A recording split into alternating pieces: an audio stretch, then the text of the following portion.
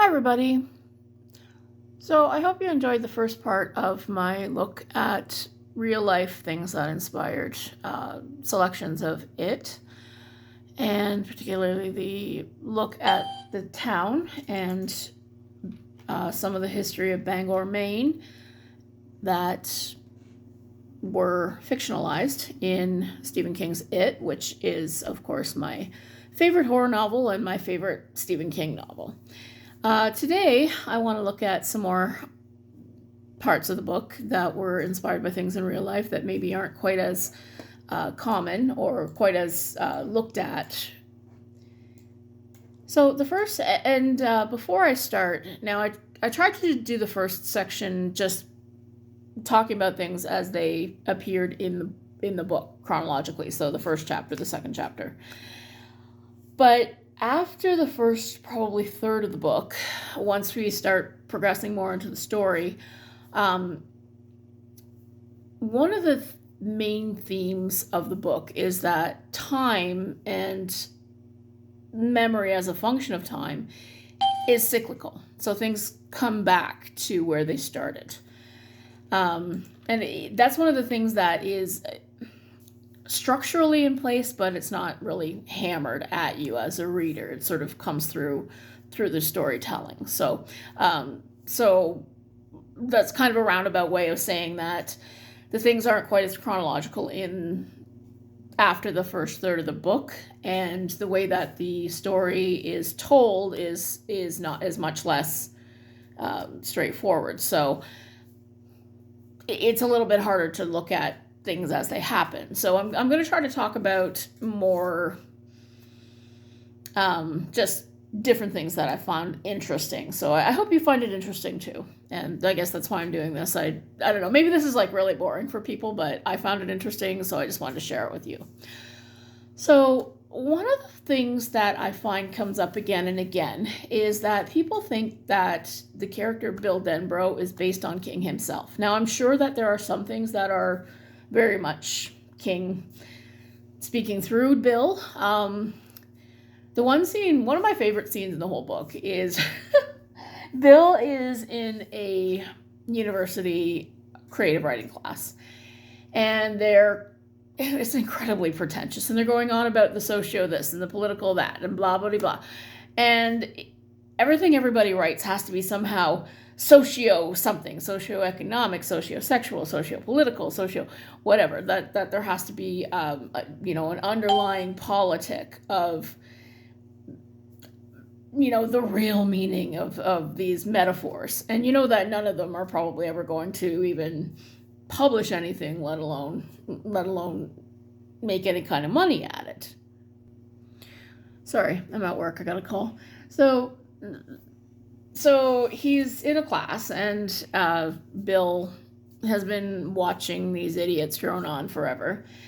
And he stands up in class and he asks, why does a story have to be socio anything? Why does there have to be a message? Shouldn't politics and themes and all these things just naturally be part of a good story if it's told well? Which is a perfectly reasonable question to ask. But the teacher makes fun of him and says, I suggest you have a lot to learn. And then he writes a horror story, fails the assignment, which the teacher writes and just blatantly writes that the story's crap on his grading card. But Bill determines on and sends it off to a men's magazine, makes $200 and sells it. So he staples the acceptance letter to his drop card, and and he writes, and the teacher says, "Oh, what, you think money means anything? I suggest you have a lot to learn." And Bill very pettily writes back, "Yeah, if politics and stories ever do become interchangeable, I'm going to kill myself, and I suggest you have a lot to learn." And it's very much a take that to the pretentious people that you find in academia, which Stephen King, he really only went to school because his mother told him he should probably have a fallback, but he didn't really have too much time like the rest of us. I got my I guess I sort of got my first taste of what publishing can be like in university poetry groups. And there are people, there are no more vicious people in the world than people who are criticizing your poetry when you're, 19. So, and there is a certain uselessness to it, but it teaches you how to have a thick skin, if nothing else. So, anyway, off topic. The Bill Denbrough character is described as tall, bald, has a bit of a stutter, and while he's not overweight, as he gets into middle age, he gets kind of paunchy. He's got kind of a belly. The character is actually based on Peter Straub, who is a contemporary of Stephen King's, and he's a friend and collaborator. They co-wrote The Talisman and the Talisman sequel, which title I forget is something like Black House. So they wrote together, and just want to introduce you to Mr. Peter Straub.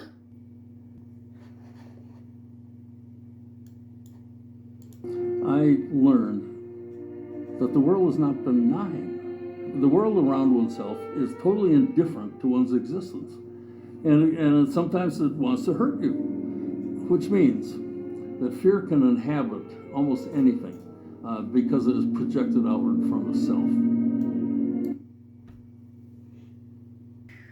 So, yes, I thought that was a nice little quote about fear from Peter Straub, who is the author of some very popular horror novels, including Julia and Ghost Story. Those are the ones that I am most familiar with. But yes, the Bill Denbrough character is based on Peter Straub, not as much on King. So just a little point of trivia there. Now somewhere around page 400, the kids are sharing their experiences, and excuse me,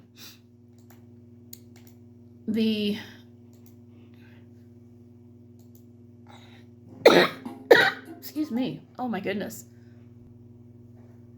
sorry about that. I got a frog in my throat. So for most of the first part of the book, Stan is quite tight-lipped about his own encounter with it and what it was that scared him so badly he doesn't even want to talk about it. So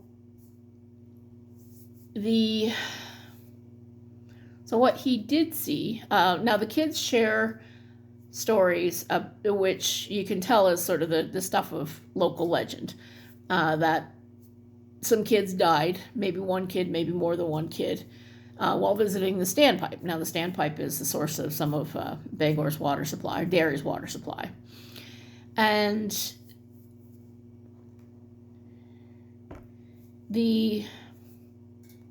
that actually did happen. Now, I don't know if they ever came back to haunt anybody, but I think they mentioned that people have sometimes heard footsteps or children laughing. Now, some people have overactive imaginations, but who knows if somebody dies tragically there. So here's a little bit of video. A clownish nightmare from It. In the book It, this is the Derry Standpipe. In the book It, a young boy named Stanley was sitting on that bench looking at the birds in that bird bath, right? And yes, the bird bath is a very real thing as well. I thought that was interesting. There. He's writing his notebook, the birds he saw. And one day, he sees that door is open. He hears carnival music. He smells popcorn, and dead things start slowly and creepily start coming down the stairs. And Stan's experience is particularly creepy because, unlike the other kids in the book, he never actually sees them all the way, right? Things are a lot scarier when you perceive that they're there, but you don't fully see them. And sadly, in 1940, now prior to 1940, the Standpipe was open to the public. And, prior to 1940, the Standpipe was open to the public, and you could actually go up and have a look around. But in 1940, unfortunately, a young boy he was 12 years old. His name was Howard Goodell, and he was visiting the Standpipe, and he fell over the railing and died of his injuries. And since then, the place has been said to be haunted. Now, they do have seasonal tours, and somebody has put some drone footage of what you can see from the Standpipe on top of out here on YouTube. So I'm going to see if I can get some footage here. Now that's footage around the Standpipe. We want footage from inside the Standpipe that you can see from the observation deck. Yeah, no, that's outside the footage. Okay. So anyway, it's called the Thomas Hill Standpipe. Okay, so here we go. So this is apparently what you can see. Look at that. That's quite a stunning view. And apparently it is the highest, or one of the highest spots that you can see from that area. And yes, I do have I didn't mean to include the pitch meeting link there, sorry. So the next thing that we see is Ben visiting the library, and Stephen and Tabitha King are quite famously the supporters of the Bangor Public Library. And I always find it fun and interesting to be able to look at what we're actually seeing when we talk about when these things get mentioned in the books. And so Ben especially spends a lot of time at the library. Oh, I didn't mean for that to go by quite so fast. So there's a picture from the library that looks like it's probably from about the 1960s. And the book mentions there's just a few different photographs on this, but this right here is a glassed-in wall. And I was always intrigued by the way the book describes a glass corridor between the libraries, that at the end, when the whole town goes up, that actually just kind of blows apart, and forever after, the children's and adults libraries are no longer connected. You have to go outside. So I don't know if that's real or if that's purely a figment of King's imagination. I haven't really been able to find that. So the next thing that we see is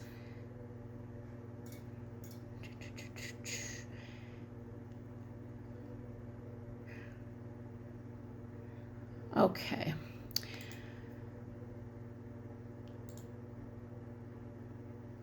I'm trying to, sorry, I shouldn't take so long pause between things that I'm talking about. But another point that's made in the book that I found really intriguing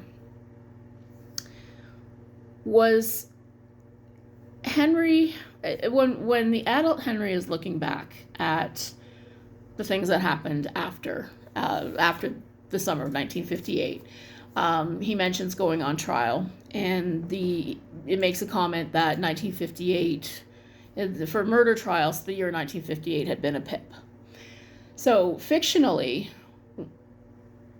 in the book, they mention the trial of Edward Corcoran's stepfather, as well as Henry Bowers going on trial for all, for his own father's murder and for the disappearances of everybody, in the town. And Henry gets blamed for most of it, which, of course, the only person he actually did kill in that particular context was his dad. In real life, though, 1958 really was a bumper year for murder trials, for famous murder trials. So, November of 1957, Ed Gein was arraigned and found to be incompetent to stand trial. Charles Starkweather whose murder spree in the early part of 1958 was said to be very interesting to Stephen King as a young man. He kept a scrapbook of clippings about the murder spree and the trial and everything. But he was sentenced to death on May 23rd, 1958. If you look up the murder of Johnny Stompanato, Lana Turner's daughter, Cheryl Crane, stabbed her mother's boyfriend because he was abusing her mother, and Cheryl just didn't want to have anything to do with it anymore. So she stabbed him to death and was acquitted. It was justifiable. And then there was also the Candlestick murder trial in December of 1958. And then Jack Dobbins was murdered with a candlestick, hence the name of the case, by John, and it's spelled Mahon, so I don't know if it's Mann or Mahone. And unfortunately, he was acquitted because of the gay panic defense. And then there were also the Sundown murders in Australia and a Scottish serial killer by the name of Peter Manuel. So all of these were going on in 1958, all of the trials for these terrible crimes. So yes, so anybody that thinks that times are more violent now, although I will say Charles Starkweather was, put through and sentenced incredibly quickly. And I think, now I got to look up when Charles Starkweather actually was put to death, because he went to the electric chair. See, now they'll sit on death row for decades and decades and decades.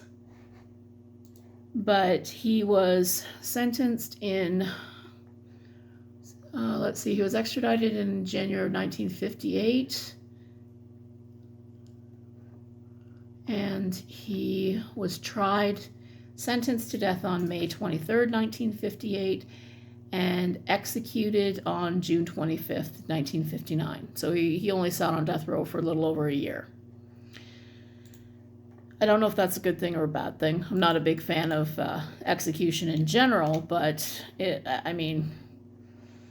somebody like that probably isn't going to ever be a functioning member of society, unfortunately. So, on that grim news, the last thing that I want to talk about, or actually the next thing that I want to talk about, is the Al Brady gang. And like I said, that was what kind of set me down this rabbit hole of looking up the real life things in Bangor history that inspired it. And Al Brady was a Depression era gangster, and he and his gang committed a number of robberies throughout Indiana. That's looking here. General Indiana, and then eventually they relocated to Bangor, Maine, and they were hiding out in the woods. They went into a sporting goods store and ordered a whole bunch of ammunition. And the store owner reported them to the police. The police called in the FBI, and the Al Brady gang was gunned down on the streets of Bangor with help from the police. Now, that's the official story, but according to it, in the third interlude, we have the story told by one of the old people that Mike speaks to, that all of the good citizens of Derry participated in the shootout, that dozens and dozens of people were in the downtown core that day. Now, how nobody else got caught in the crossfire is kind of amazing as well. But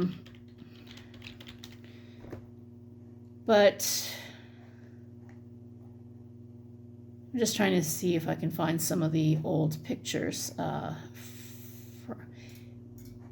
So they have an anniversary event periodically by the looks of it. So let's have a look at that. Flashback to October 12th, 1937. It was like a scene of a black and white gang. People flooded the streets and watched from their windows as a deadly shootout occurred. If you're from Bangor, this is an event. This is big for our community. It struck a nerve. Everybody that grew up in Bangor, they heard this story from when they were babies at the table. Al Brady and Clarence Schaefer were ambushed and shot dead by police. A third member of the gang, James Dolliver, was arrested and transported back to Indiana, where he was executed by electrocution. They were from Indiana. They committed a lot of crimes, jewel theft, store robberies. And the big crime in May of '37, they shot and killed Indiana State Trooper Paul Miniman. Flash forward 80 years later on Central Street, Bangor. Members of Bangor Beats a Brady gang continued a tradition that started 15 years ago to remember the historic events. The balloon is just to commemorate where they died and to recognize the bad guys and the good guys. Balloons in Bangor, go figure. Yeah, the whole concept of floating balloons and Bangor is also a theme that runs through it. Now, the last thing that I wanted to talk about is the statue of Paul Bunyan, which just cracks me up to no end. I mean, it is this ridiculously, and it's even the way it's described in the book is just a monstrosity.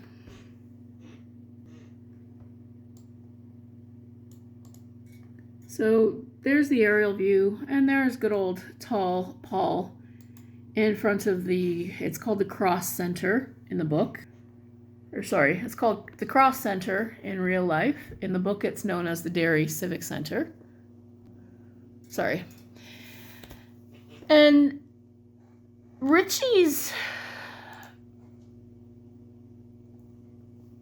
encounter, I guess you could put it, has him, he's just been chased by the bullies. He's resting in front of this statue. And there's a nice big marquee, and it's advertising a rock show that he wants to go see. And it's Jerry Lee Lewis, Frankie Lyman, Gene Vincent, a couple other acts that, Richie would absolutely love to go see, but his parents would never let him.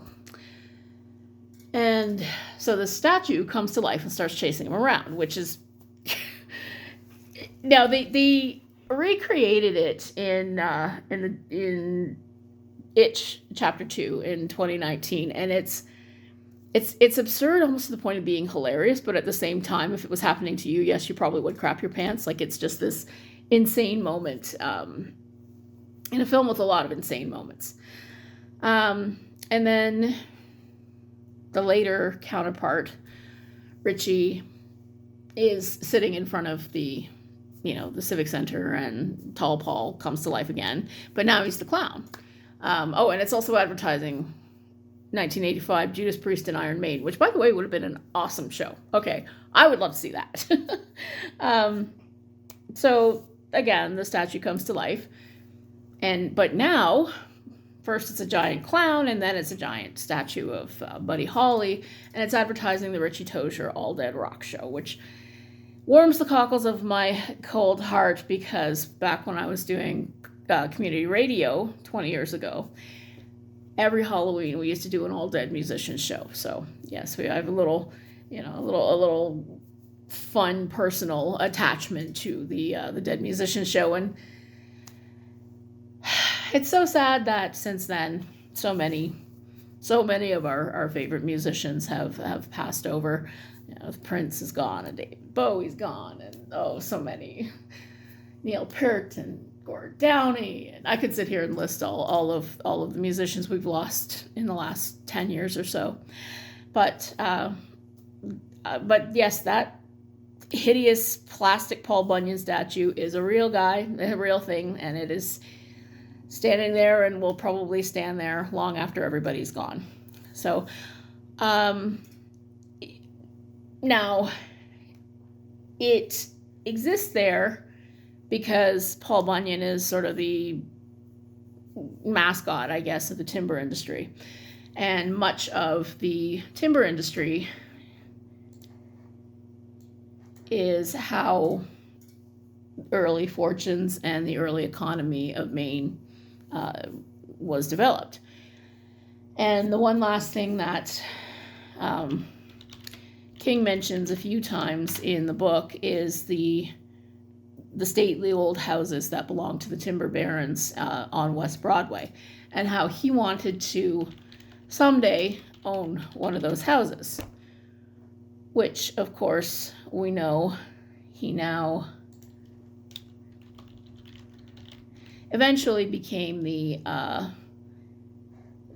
Stephen King house, which does exist on West Broadway. If you look at a map, or if you go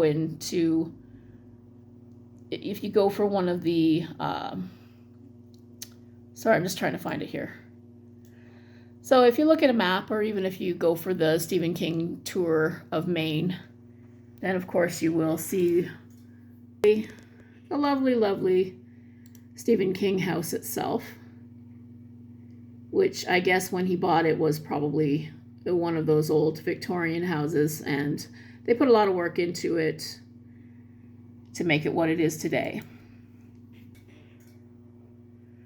And I believe Stephen King and Mrs. Tabitha King spend a lot of their time in Florida now, so they're turning it into something of a writer's retreat or something, and a museum. So I'm not sure what the full plans are for that. You have to stay tuned and do your research there. But I thought that, but I think that, I forget what I was going to say. I lost my train of thought. Went off the rails. So I guess that's where I'm going to leave this part. So this will be part 2 of my look at real life things that influenced the events of It, my favorite book by Stephen King. And I hope you're reading lots of great horror, and I will be back with part 3.